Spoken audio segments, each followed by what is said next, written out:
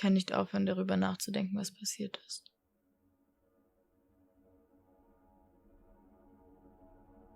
Ich spiele die Geschichte immer wieder in meinem Kopf durch.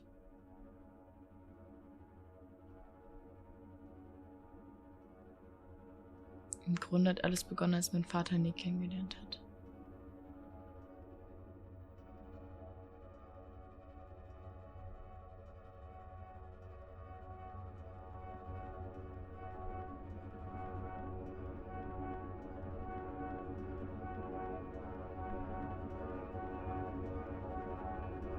Das vom Montagabend tut mir leid. Ich war wütend. Ich darf nicht wütend sein. Ja, ich hätte dich nicht beleidigen sollen, es tut mir leid. Ich hab dich lieb, mein Schatz.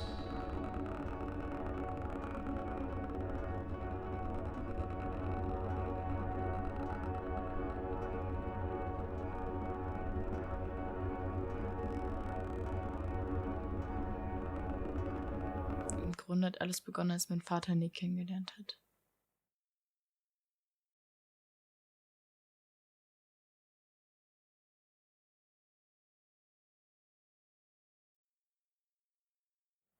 Ich wusste von Anfang an, dass Nick Geheimnisse hat.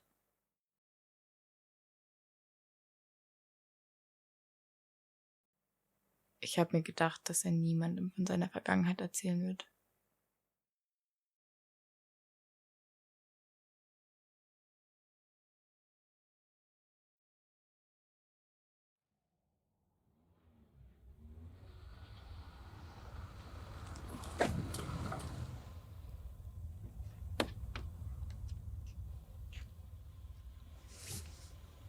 Steig ein!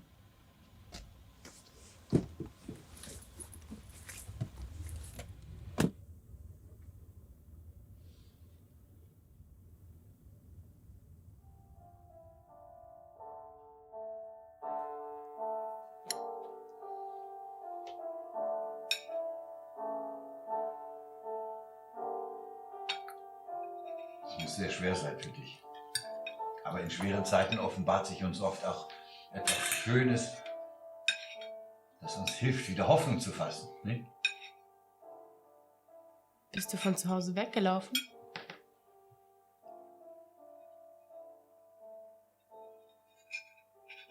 Ja. Wieso?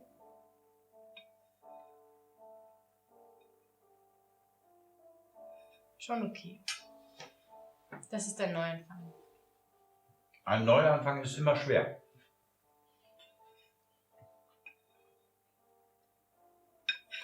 Du bist nicht sehr gesprächig, oder? Nein. Du musst mit der Vergangenheit abschließen, wenn du glücklich sein willst.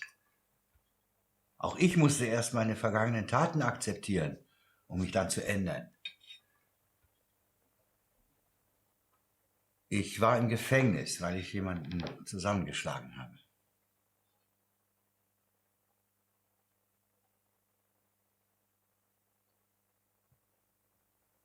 Eine schlimme Geschichte ist das, aber sie ist Teil meiner Vergangenheit. Was hat er getan? Er hat mit meiner Frau geschlafen. 7 Jahre habe ich dafür bekommen. Ich durfte ihn lange nicht besuchen. Ihre Mutter hat es nicht zugelassen.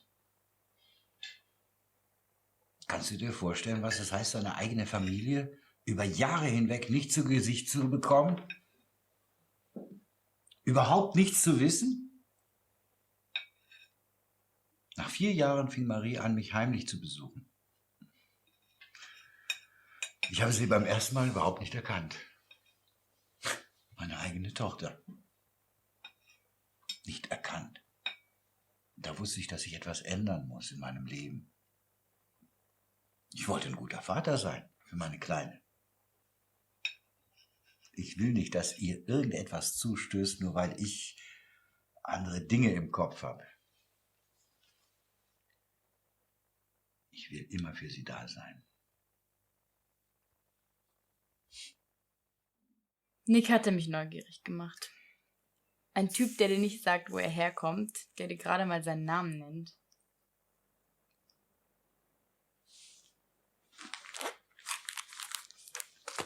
Ich habe mir damals nicht viele Gedanken darüber gemacht, warum er mit uns am Tisch saß.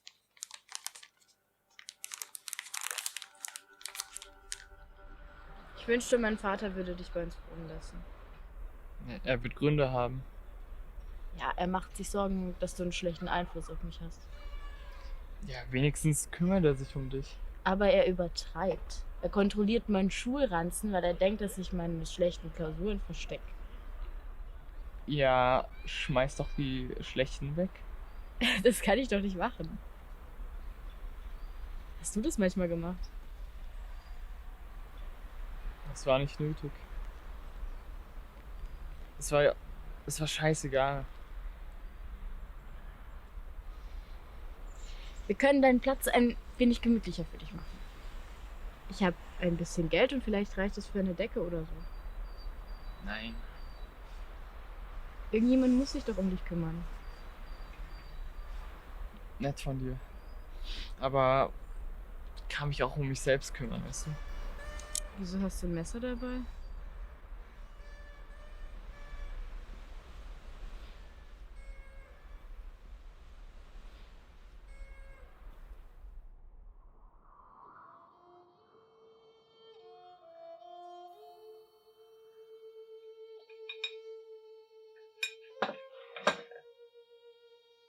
Ich wollte mit dir noch über den Jungen reden, der unser Gast war. Weißt du, warum ich ihn zu uns eingeladen habe? Ich wollte etwas Gutes tun. Denn nur wer Nächstenliebe zeigt, darf auch auf Gottes Unterstützung hoffen. Du hast es also für dich selber getan. Nein, ich habe es für dich getan. Vergiss nicht, auch du hast ihm geholfen. Ich möchte, dass du unter dem Segen des Herrn stehst. Ja, ich habe dabei aber nicht an mich selber gedacht. Ich weiß. Deswegen muss jemand anderes für dich denken. Du bist zu gut für diese Welt. Ich finde das ja sehr hübsch. Aber wenn du nicht Acht gibst, ja, dann wird das Leben dich zermalmen.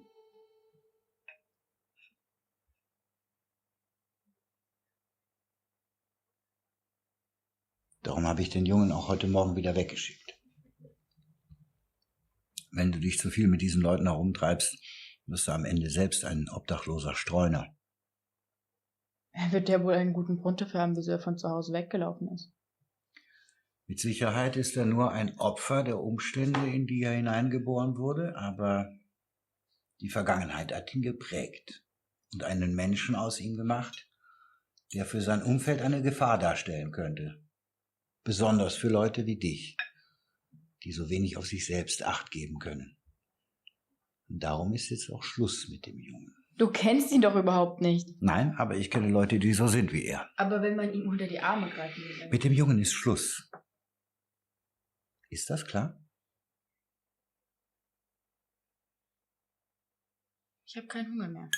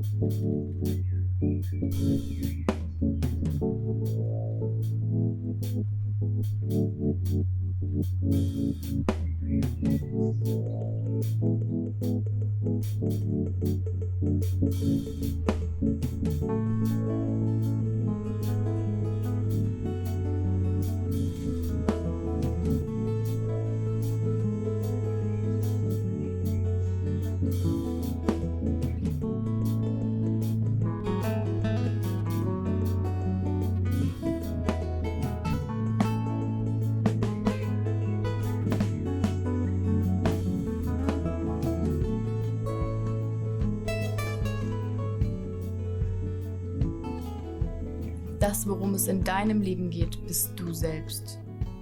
Du willst glücklich sein. Ich finde es merkwürdig, dass einige nur dann glücklich sind, wenn sie etwas für andere tun können. Ich selber war mein Leben lang eine von denen. Hab versucht, es allen recht zu machen. Davon habe ich genug. Ich glaube, manchmal muss man erst an sich selbst denken. Sonst verliert man sich in den Problemen eines anderen.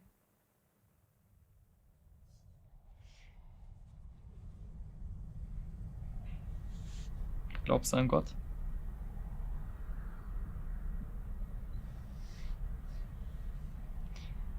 Weißt du, ehrlich gesagt, habe ich mich das selber schon gefragt. Und vor ein paar Wochen hätte ich das nie zugegeben, aber ich bin mir gar nicht so sicher. Meinem Vater ist das ja total wichtig, deswegen könnte ich das nie so offen zugeben, dass ich finde Glauben schön, aber ich weiß nicht, irgendwie habe ich so das Gefühl, dass ich das fast muss, weil das meinen Vater so glücklich macht. Aber vielleicht brauche ich einfach was anderes. Vielleicht ist das gar nicht das, was mich glücklich macht. Und ob ich an Gott glaube, das ist irgendwie... Ich weiß es nicht.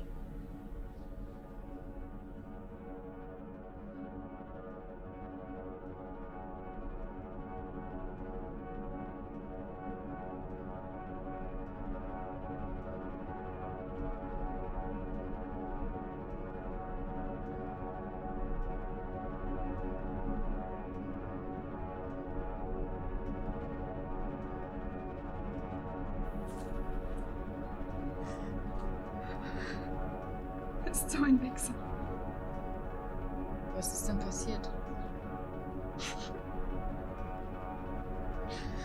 Er hat mich vergewaltigt.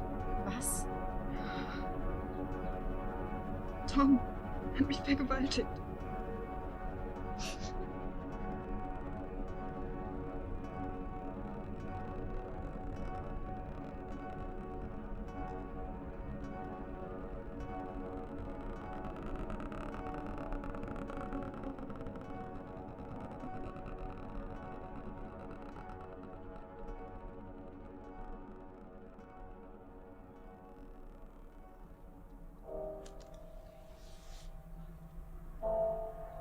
Er ist ein Vergewaltiger.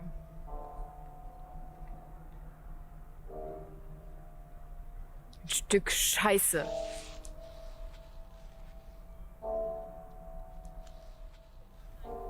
Wir müssen was tun. Wir müssen was tun.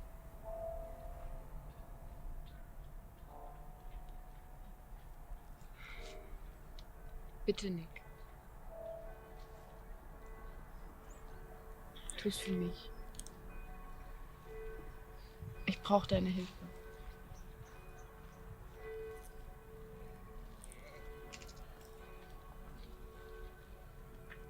Danke fürs Essen.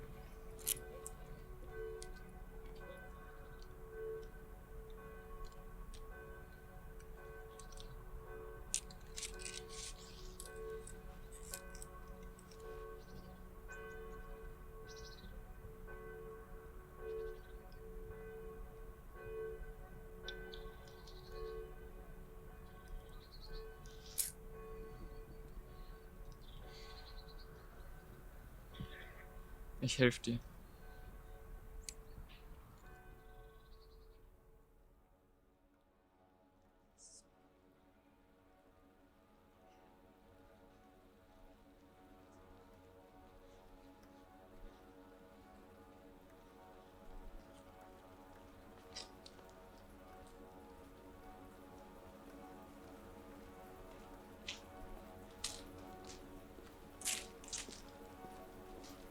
Hey, Arschloch! Hä, was willst denn du jetzt von mir?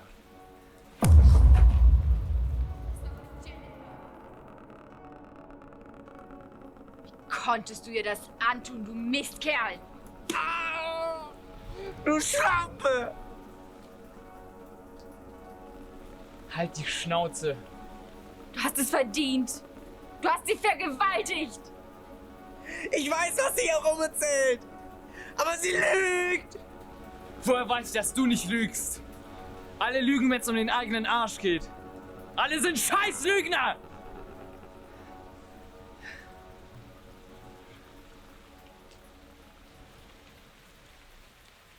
Woher weiß ich, dass deine Freundin keine dreckige Lügnerin ist?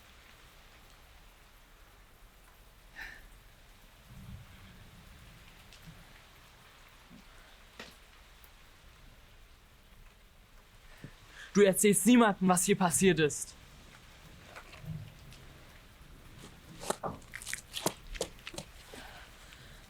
Ich muss Jennifer anrufen.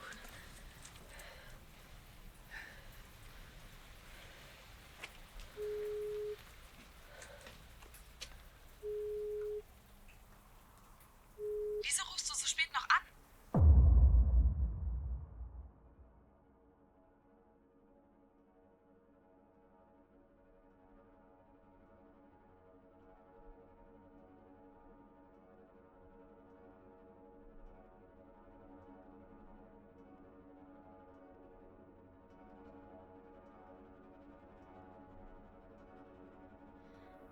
Wenn einem Kind etwas Schlimmes passiert, dann rennt es als erstes zu seinen Eltern.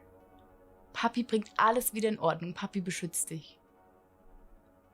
Ich habe alles meinem Vater erzählt, gehofft, dass er es wieder hinbiegt. Aber das hat die ganze Sache nur noch schlimmer gemacht.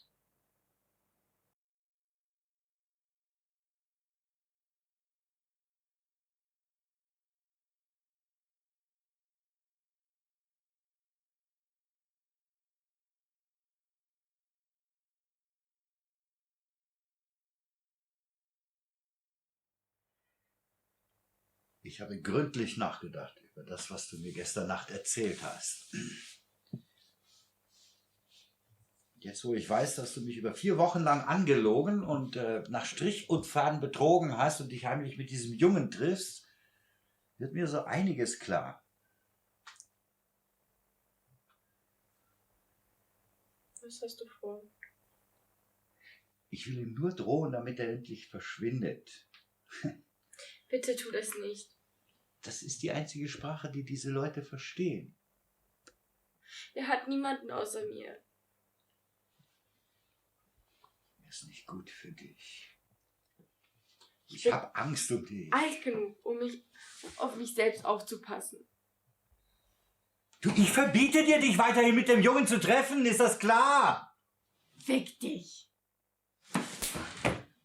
Du wagst es doch! Du kannst mich nicht kontrollieren! Du, in den 10 Geboten heißt es, du sollst deinen Vater ehren, weil er weiß, was das Beste für dich ist.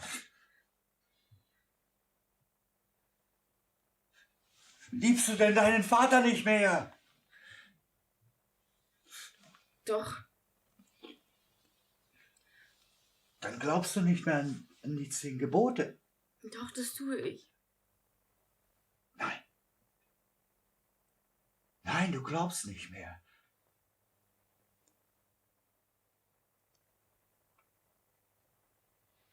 Ich mag ihn. Ah. Das ist eine Prüfung Gottes. Mein Schatz, der Teufel lockt uns. Ich mag ihn sehr. Ich versuche ja dem Teufel zu widerstehen, aber du machst es mir so schwer.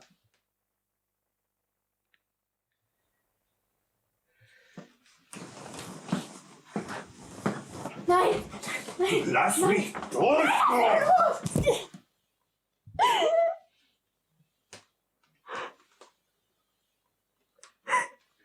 Der Teufel hat dich schon befallen.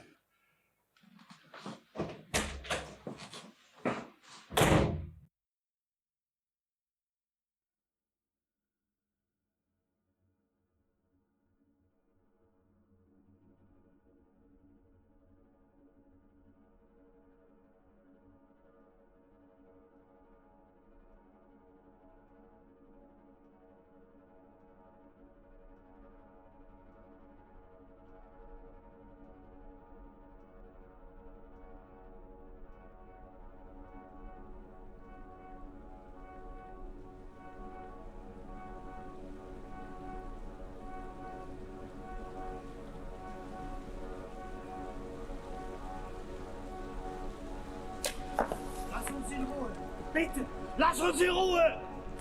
Du machst meine Tochter zur Schlägerin? Du hilfst ihr, einen Jungen zu verprügeln? Mit einer Waffe? Ich bin bereits ein Sünder, aber sie ist frei von jeder Untat, bis du aufgetaucht bist, du! Jetzt wird sie gewalttätig! Sie beleidigt ihren eigenen Vater! Sie gibt einen Scheiß auf die Schule! Und sie betet nicht mehr! Meine kleinen Engel hast du kaputt gemacht! Du! Es tut mir leid. Kein Wort! Aha, das ist die Sprache, die ihr versteht. Lass meine Tochter in Ruhe! Verschwinde, du kleiner Teufel! Oder ich schick dich zurück in die Hölle! Ich kann das nicht tun. Such dir jemand anders, von dem du zehren kannst. Sie ist aber alles, was ich noch habe. Nein, sie gehört dir nicht. Geh!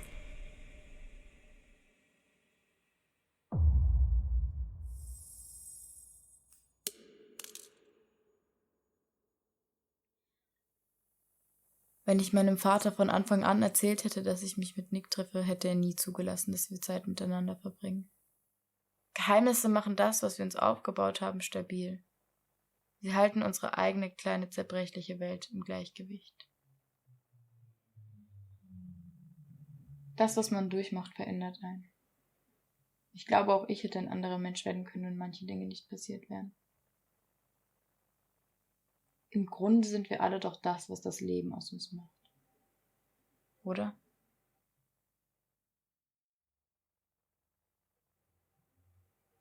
Ich schätze, das war alles nur zu meinem Besten.